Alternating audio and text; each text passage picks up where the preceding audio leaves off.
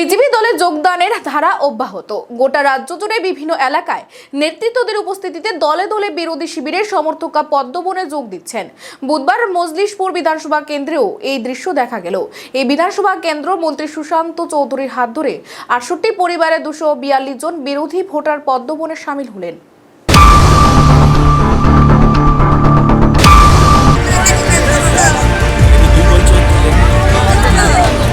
প্রচুর পরিমাণে গ্যাদারিং আমাদের হয়েছে। ঠিক আছে, সবাইকে নমস্কার।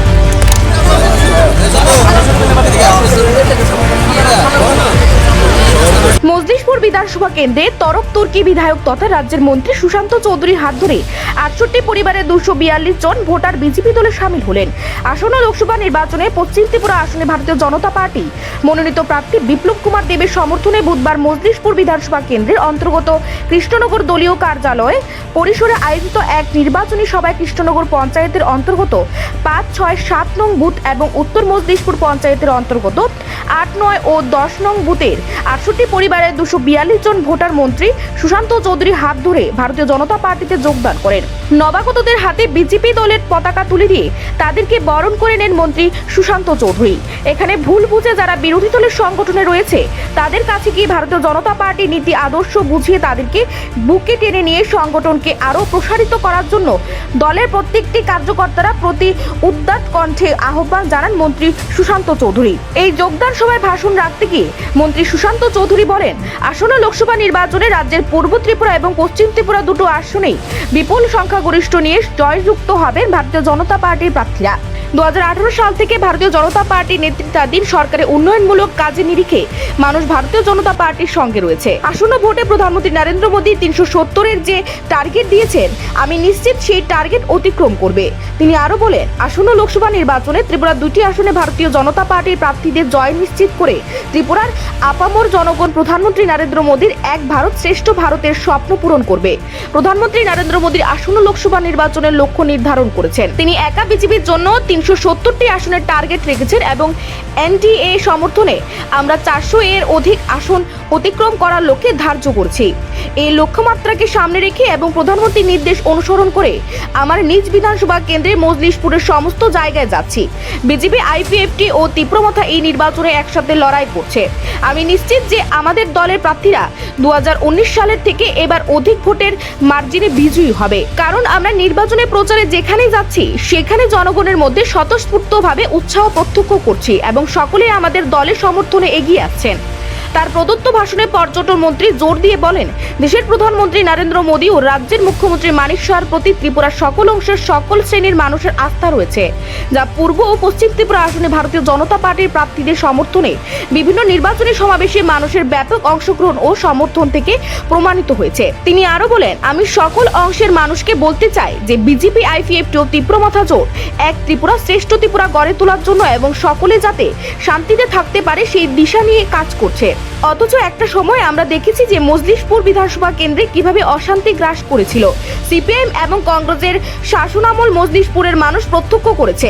এক অস্থির পরিস্থিতির মধ্যে কাটাতে হয়েছে এই বিধানসভা কেন্দ্রের মানুষকে, কিন্তু ভারতীয় জনতা পার্টির নেতৃত্বাধীন সরকার আসার পর এখন শান্তি বিরাজ করছে মজলিশপুর সহ গোটা রাজ্যে।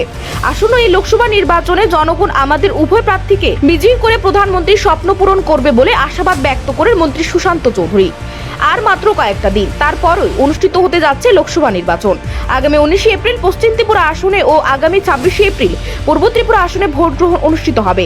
আর লোকসভা নির্বাচনে এই মহারণকে সামনে রেখে ইতিমধ্যে নির্বাচনী ময়দানে নেমে পড়েছেন রাজ্যের ক্ষমতাসীন দল ভারতীয় জনতা পার্টির নেতৃত্বাধীন আইপিএফটি ও তীব্রমাথা জোট এবং বিরোধী দলগুলি। যদিও প্রচারে নেমে বিরোধীদের তুলনায় কয়েক কদম এগিয়ে রয়েছে শাসক শিবির। রামনগর বিধানসভা কেন্দ্রে উপনির্বাচনে দলের নির্বাচন কমিটির আহ্বায়ক হিসেবে প্রার্থী দীপক মজুমদারের সমর্থনে রামনগর বিধানসভা কেন্দ্রে বিভিন্ন এলাকা সহ পশ্চিম ত্রিপুরা আসনের দলীয় প্রার্থী বিপ্লব কুমার দেবের সমর্থনে নিজ বিধানসভা কেন্দ্রে মজলিশপুরের ময়দানে নেমে নিত্যদিন প্রচার করছেন মন্ত্রী সুশান্ত চৌধুরী। বুধবারের এই কর্মসূচি থেকে পশ্চিম ত্রিপুরা লোকসভা আসনে বিজেপি মনোনীত প্রার্থী বিপ্লব কুমার দেবকে বিপুল ভোটে জয়ী করার জোরালো আওয়াজ ওঠে। পরে সংবাদ মাধ্যমকে দেওয়া সাক্ষাতে মন্ত্রী সুশান্ত চৌধুরী বলেন, আগামী 19 এপ্রিল পশ্চিম ত্রিপুরা আসনে নির্বাচনকে কেন্দ্র করে সারা রাজ্যের সাথে আমার নিজ বিধানসভা কেন্দ্র মজলিশপুর দুর্গাপুরের বিভিন্ন জায়গায় নির্বাচনী প্রচার চলছে। মানুষ উল্লাসের সঙ্গে আমাদের স্বাগত জানাচ্ছেন। সবাই বলছেন প্রধানমন্ত্রী নরেন্দ্র মোদীর বিকল্প কিছু নেই। পশ্চিম ত্রিপুরা আসনে ভারতীয় জনতা পার্টি মনোনীত বিপ্লব কুমার দেবের সমর্থনে ব্যাপক হারে মানুষ এগিয়ে আসছেন। আসন্ন ভোটে রাজ্যের 2টি লোকসভা আসন সহ রামনগর বিধানসভা কেন্দ্রের উপনির্বাচনে বিপুল ভোটের ব্যবধানে জয়যুক্ত হবেন ভারতীয় জনতা পার্টির মনোনীত প্রার্থীরা। এর পাশাপাশি প্রধানমন্ত্রীর হাতকে আরো শক্তিশালী করার জন্য রাজ্যবাসীর উদ্দেশ্যে আহ্বান রাখেন মন্ত্রী সুশান্ত চৌধুরী। আজকের এই কর্মসূচিতে মন্ত্রী সুশান্ত চৌধুরীর সঙ্গে ছিলেন মণ্ডল স্তরের অন্যান্য নেতৃত্ব। এদিন নির্বাচনী প্রচারে ব্যাপক অংশের ভারতীয় জনতা পার্টির কার্যকর্তাগণ সামিল হন। নিজস্ব প্রতিনিধি রিপোর্ট, এশিয়ান টাইমস। সমস্যা আমাদের নেতৃত্বরে কইবেন, আমারই কইবেন, আপ্রাণ চেষ্টা করুন যাতে আপনাদের পাশে থাকতে দেখিয়ে দেখে সবসময় আপনাদের পাশে থাকতে আপনাদের সার্ভিস দিতে পারি আমরা।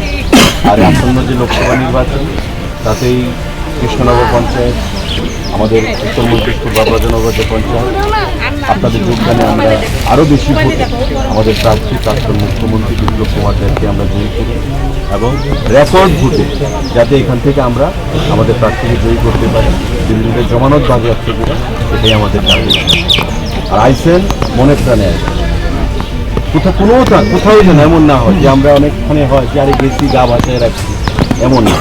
মনে প্রাণে আসেন, ডিফারেন্সটা দেখেন দুই দলের মধ্যে, মানসিকতার পরিবর্তন দেখবেন, চিন্তাধারার পরিবর্তন দেখবেন, সমস্ত কিছুতে আপনারা পরিবর্তন দেখবেন। আপনি আবারও স্বাগত জানাই এবং বিপুল ভোটে যেন আমরা এখান থেকে জয়যুক্ত হতে পারি। আর পাশাপাশি আগামী